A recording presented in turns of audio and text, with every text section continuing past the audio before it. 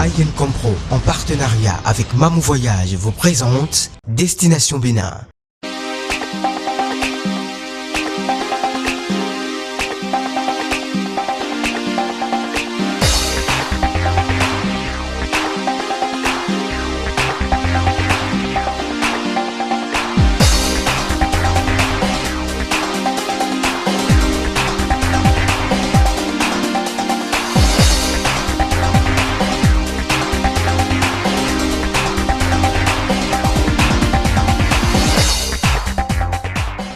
Mesdames, Messieurs, bonsoir. Bienvenue dans la cité des Rouegba-Djavi, la capitale historique au passé glorieux. Vous l'avez si bien deviné, nous sommes dans la commune d'Abomey. Ayen Compro. Février, mois de l'amour, nous le célébrons aux couleurs appropriées. Mesdames et messieurs, bonsoir et merci de nous préférer une fois encore pour découvrir les merveilles touristiques de notre beau pays, le Bénin. Après Alada, vous vous demandez certainement la prochaine destination. Alors nous vous invitons tout simplement à découvrir. C'est cette route bien tracée et bitumée qui donne accès à la porte d'entrée de Tanguieta. Ici, Dame Nature offre le premier site touristique qui force l'admiration. Il s'agit de la chaîne de l'Atakora qui draine assez de touristes. Là, nous sommes à l'entrée de Tanguieta. Et devant, vous voyez la chaîne de l'Atakora qui est divisée en deux. D'où une partie qui quitte Tanguieta, qui traverse Boukoumbe, qui rentre dans le Togo et qui continue dans le Ghana. Et de l'autre côté, vous avez une partie qui quitte Tanguieta et qui évolue dans le parc La Pandiari vers le Burkina Faso. Et c'est l'entrée là qu'on dit, la partie qui est divisée, on dit la porte d'entrée de Tanguieta. Un peu plus loin sur le parcours, se dresse la maison de la Pandiari, un office de tourisme qui accueille les visiteurs et leur donne des informations utiles. En fait, la maison que vous voyez, la maison Pandiari, c'est le siège de l'association Adepte Pandiari, qui en réalité est l'association de développement touristique de la Pandiari, qui a été créée en octobre 2009. Dans les tests de l'association, c'est dit qu'au finish, il faut qu'on anime un office de tourisme régional. Et c'est cet office qu'on appelle la maison Pandiari. C'est le pôle qui attire tous ceux qui passent dans la région ici, aussi bien physiquement que par l'éthique, puisque nous avons un site qui fonctionne. Et c'est là qu'on a des informations sur principalement le parc national de la Pandiari, qui est quand même l'attraction phare de la région. Maintenant, il y a un rôle vers les autres sites touristiques qui sont dans la région. Tanguieta, c'est aussi sa faune qui draine assez de touristes. Le parc de la Pandiari, qui s'étend sur plus de 266 hectares et où on peut y trouver plusieurs animaux sauvages, en est un exemple.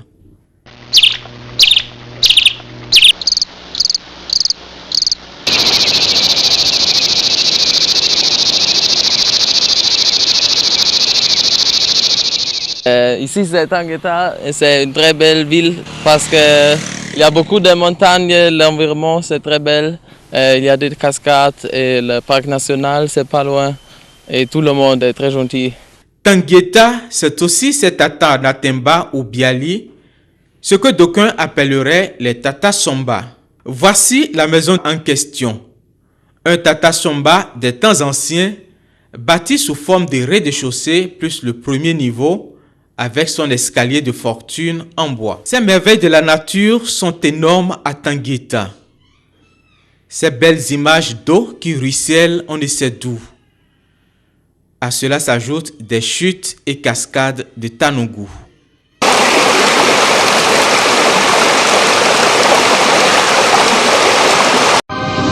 Ayen Compro.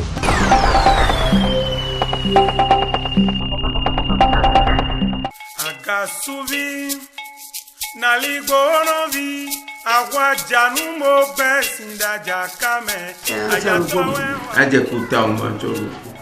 Alada. Non, c'est ça.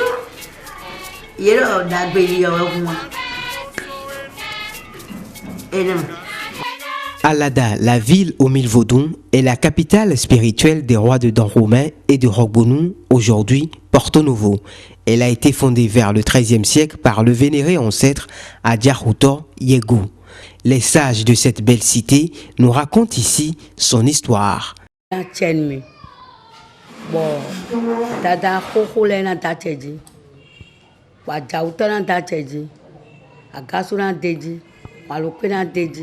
Mijona deji oyena deji bon milani vi ho burayi no mi kan bon mi la na kan mi to mi la no vi me ano as no vi me asume kanya mo e na yin gbon ni egbe mi afie o bo wa afie o dada we gbaja o aja we do me fie gosi bo do tan ire bo do agbo me ire.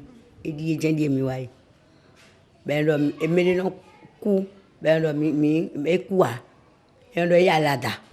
palais royal d'Adjaroutor, situé à 3 km de la ville, est le plus important site touristique d'Alada.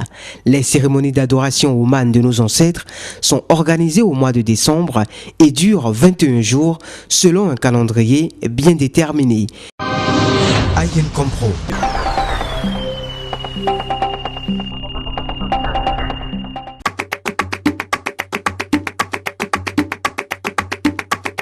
La culture, c'est ce qui reste lorsqu'on a tout oublié. L'homme est, par définition et par essence, un être culturel. Une émission pour connaître la destination Bénin est une émission importante. Nous avons besoin de vendre notre pays. On a besoin de vendre le Bénin. Le Bénin regorge de beaucoup de réalités sur le plan culturel, juste là encore inconnu du monde. Il y a des pays qui ne valent pas plus que nous. Je pense qu'une telle émission devrait ramener au Bénin beaucoup de touristes. Une telle émission devrait faire connaître le Bénin et ma foi, nous avons besoin encore de faire connaître le Bénin parce que le Bénin n'est pas connu.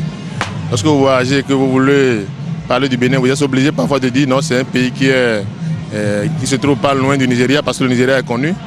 Et une initiative pour vendre ce pays n'est qu'à saluer. Je voudrais vous saluer, je voudrais féliciter vos responsables, je voudrais féliciter vous tous qui avez pensé une telle émission, souhaiter donc longue vie à cette émission. Je vous encourage énormément. C'est ce qui a d'ailleurs manqué. Il y a de cela 12 ans, quand j'étais élu maire d'Abomey, on avait initié le festival du Dahomey. Et ce festival, c'était pour mettre en exergue le patrimoine culturel tangible et intangible. Je parle de patrimoine tangible, c'est-à-dire les musées, les temples vaudous, tous les lieux emblématiques de l'histoire du Dahomey. Et quand on aborde la question d'intangibilité de notre patrimoine, là c'est les danses rituelles, c'est tout ce que vous voyez.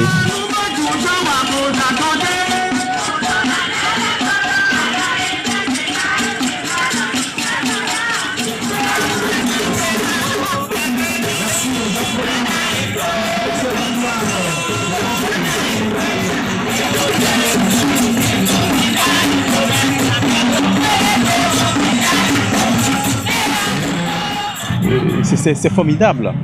C'est formidable et je pense que ces émissions doivent œuvrer à renfermer davantage la foi des Dahoménons, de chaque peuple, à savoir que d'abord j'ai une identité culturelle qu'il ne faut jamais se départir et après ça on embrasse la voie du développement. Est-ce que vous avez des défis à relever justement dans ce sens? Le défi au Dahomey à Abomey est d'abord de faire tout possible pour réhabiliter tout le patrimoine culturel tangible, c'est-à-dire tous les palais royaux de nos rois. On a connu 12 rois du Dahomey et chaque roi a eu son palais. Aujourd'hui, beaucoup sont en ruine. L'État a fait des efforts, la mairie également en a fait des efforts, mais il urge qu'on puisse réhabiliter tout ce patrimoine et surtout le plus grand patrimoine qu'est le musée qui est classé patrimoine mondial de l'humanité. C'est sur 47 États et demi.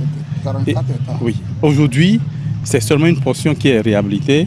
Il est urgent que l'État, ce n'est pas seulement la mairie, l'État doit dans le budget avoir un volet pour réhabiliter en urgence ce patrimoine qui transcende nos frontières. Vous voyez, donc c'est ça. Donc je pense que votre travail, que ce soit Canatois et l'ORTB, vous devez vous mettre ensemble pour faire un plaidoyer pour la sauvegarde et la rénovation de ces patrimoines que nous avons aujourd'hui à Abomey, qui sont déjà classés patrimoine mondial de l'humanité. Et c'est très important. Vendre la destination Bénin aujourd'hui, cela passe également par la réhabilitation de ces palais-là.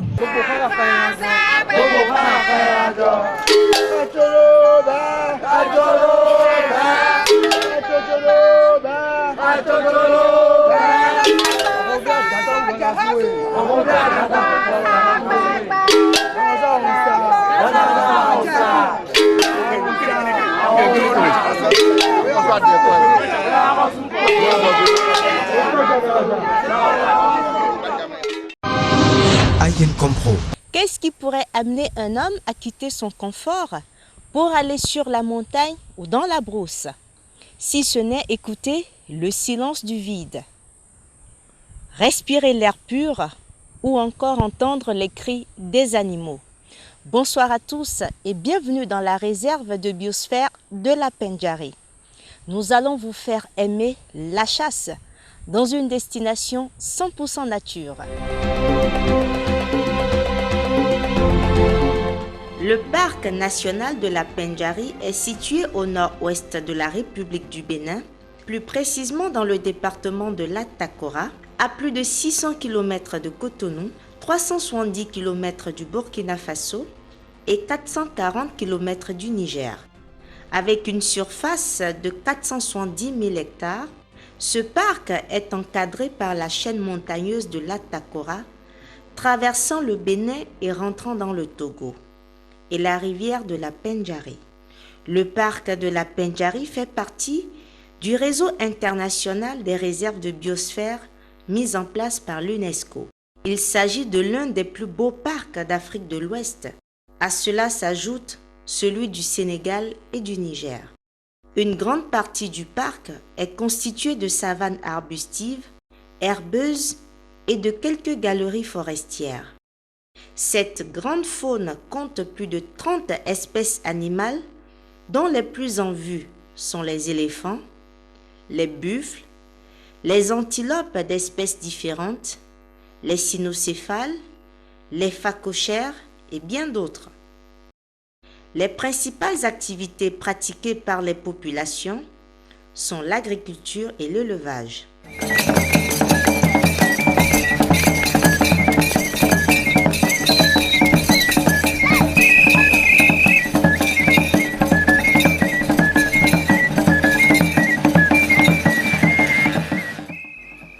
Le tourisme occupe une place importante et contribue à l'amélioration du niveau de vie des habitants.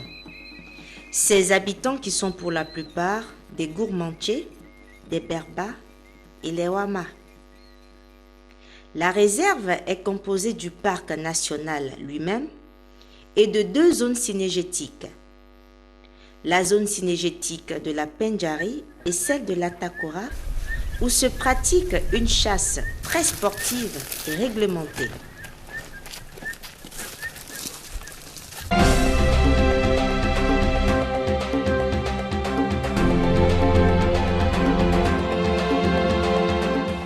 Nous voici à Concombré, où l'accueil a été des plus chaleureux.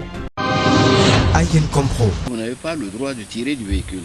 C'est formellement interdit. Vous descendez et vous pistez. Donc c'est à la trace. Vous suivez les traces parce que dès que les bêtes vous voient comme ça, c'est pas parce que vous êtes en chose, c'est la débandade. Ça fuit, donc vous suivez les traces. Nous venons juste d'apercevoir des troupeaux d'animaux, troupeaux de buffles, troupeaux d'éléphants, mais surtout les traces de lions. Et c'est ce que nous sommes en train de vous montrer. Ça veut dire qu'il y a un lion qui est passé par ici. Et pendant que vous suivez, le pisteur, lui, il ne perd pas les traces. Le guide et le porteur, ils essaient de voir, de surveiller. Vous faites l'approche.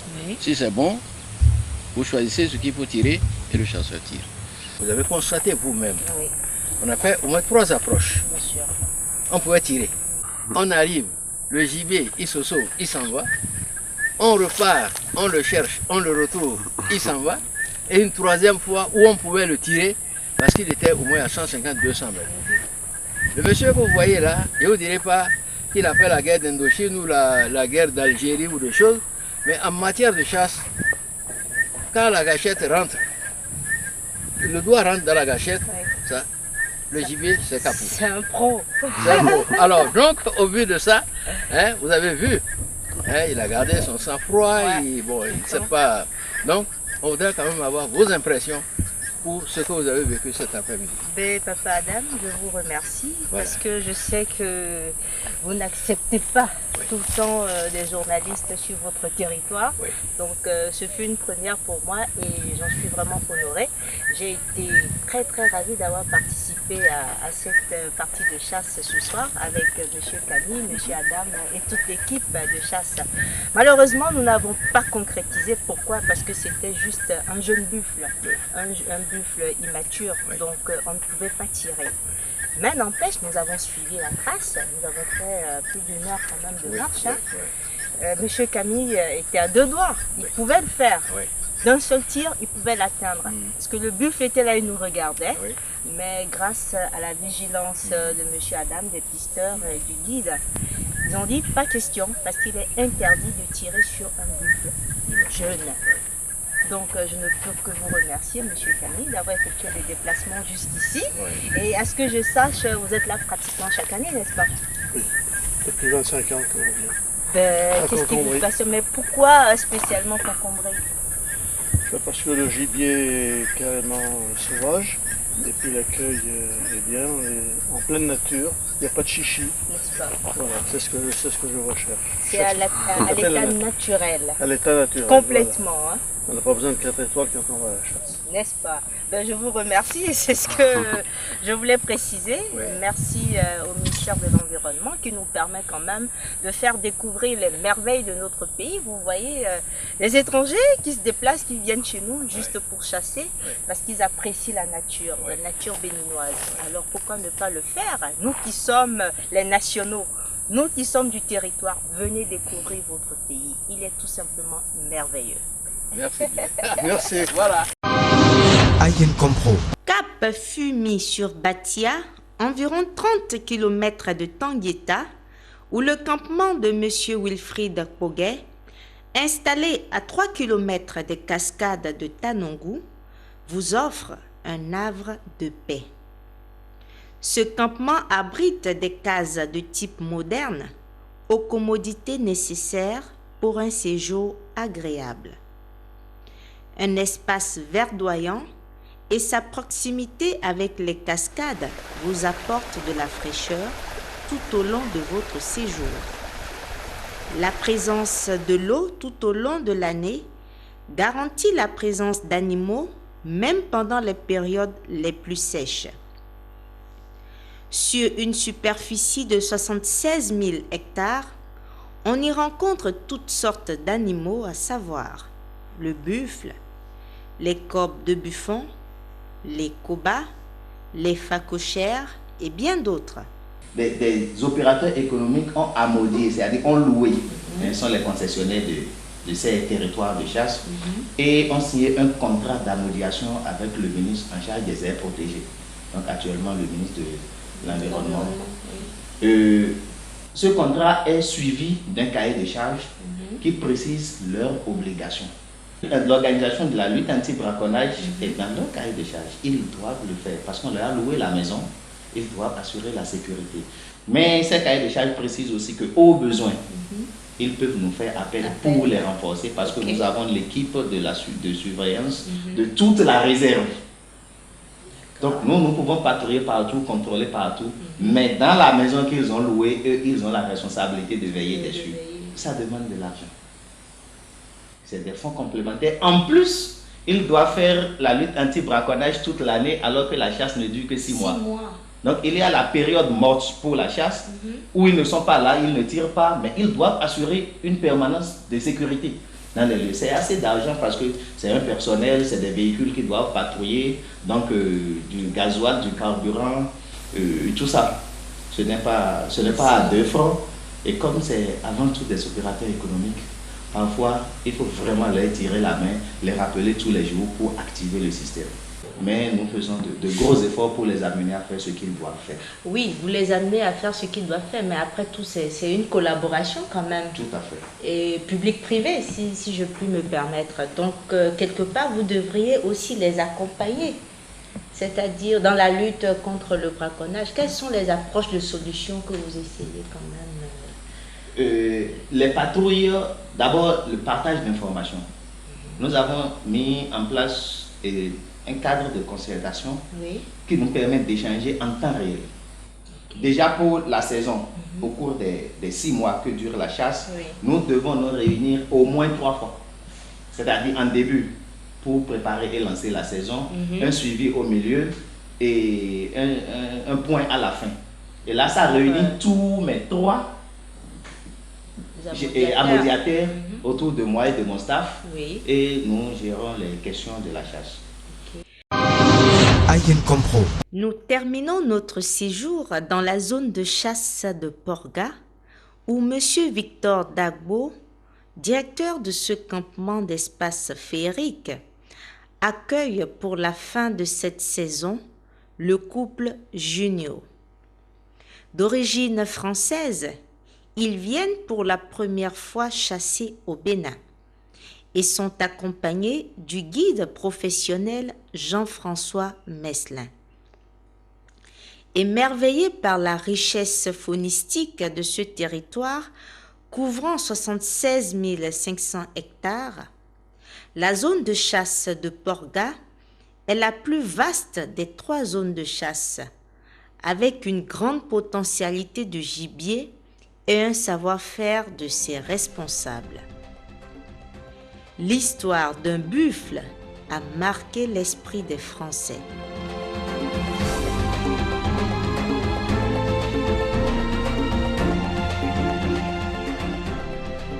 Au 3e jour de leur safari, la croisée des Koba, Cob de Buffon, Bubal et Phacochère ne satisfont pas nos chasseurs.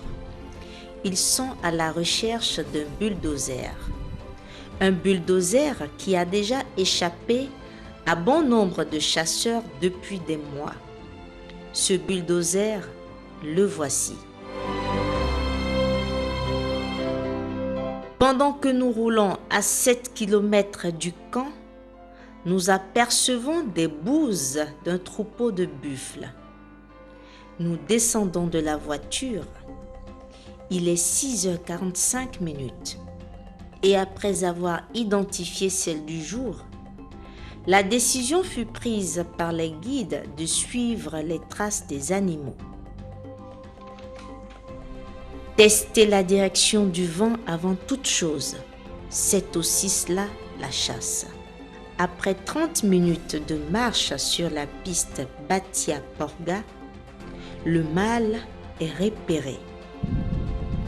Carabine chargée, le guide ordonne aux chasseurs de tirer.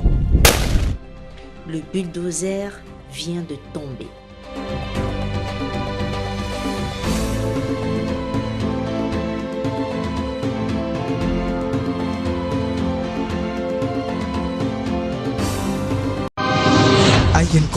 Ketu, de son véritable nom Kentuke, qui veut dire qui peut arracher la bosse au bossu, est une ville historique très accueillante de par son musée, son palais royal, mais surtout son patrimoine culturel, le Glédet, qui font la fierté des habitants de cette région et qui font la curiosité de nombreux touristes.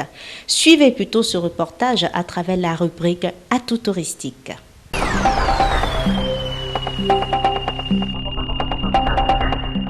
Bienvenue dans la cité historique de Ketu, le premier royaume du Bénin fondé depuis 1400. À 70%, ces Yorubas sont des agriculteurs et des commerçants. Ils sont fiers de leur patrimoine culturel, dont le plus célèbre, le Glédet, est inscrit au patrimoine mondial de l'UNESCO.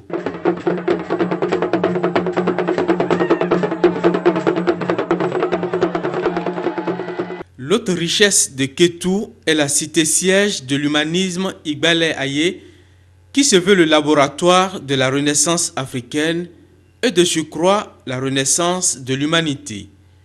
Le village souterrain avec sa case Son hall d'accueil, ses entrées souterraines ainsi que la place du repentir et le palais de bénédiction font revivre l'histoire des temps anciens. Son promoteur en est le vizir Olof Ndi Akande. Soyez bienvenus au palais de bénédiction. Vous avez ici le trône de Noé. Donc le village souterrain dont je vous parlais tantôt avait été créé par Noé. Notre Noé de la Bible au noir du Coran. C'est là son trône. Et derrière le trône, vous avez vu, il y a une petite chambre qui rentre dans l'autre. C'est sa chapelle. C'est là-bas où il priait. Et quand il est assis et qu'il recevait des visiteurs comme vous êtes venus, s'il y a une insécurité, en ce moment-là, il n'y avait pas la guerre, parce qu'il n'y avait qu'une seule famille humaine. Mais il y avait les animaux sauvages qui pouvaient prendre les hommes.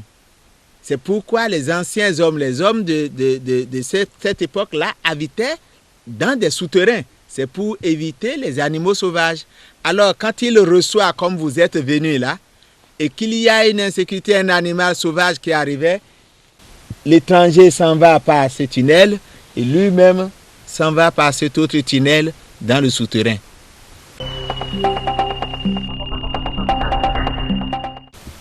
Ketu veut dire Kentuke. Kentuke, cela veut dire qui peut arracher la bosse au bossu. L'origine de Ketu, c'est Yoruba. En général. Nous sommes venus de l'Efe, qui est au Nigeria. Bon, quelle est la cause? Comment nous avons fait pour être ici? C'est que notre patriarche, Ododo Akwe voici, il a fait 7 enfants. C'est des garçons. Ce que l'histoire nous révèle. Quand il sentait venir sa mort, il aurait dit à ses enfants, il aurait demandé, qui voulez-vous que je mette là à ma place? Parce que les 7 ne peuvent pas être rois à la fois. De l'aîné au Benjamin, tout le monde veut être roi. Non, c'est moi, non, c'est toi, c'est ceci, cela. Si bien que c'est devenu une émeute dans le royaume. Et ceci s'est passé à l'an 1000. Donc, comme les sages de la cour et de la ville ont compris que vraiment, s'ils ne prennent pas importance à ça, que ça risque de devenir une guerre civile. C'est de là qu'ils se sont réunis et la solution qui a été trouvée, c'est qu'il est fait. Cela veut dire il y a de l'espace. Il est fait. Il y a de l'espace. Que chacun de ces enfants-là sorte du royaume, comme tous veulent être rois, chacun n'a qu'à aller créer, fonder son royaume.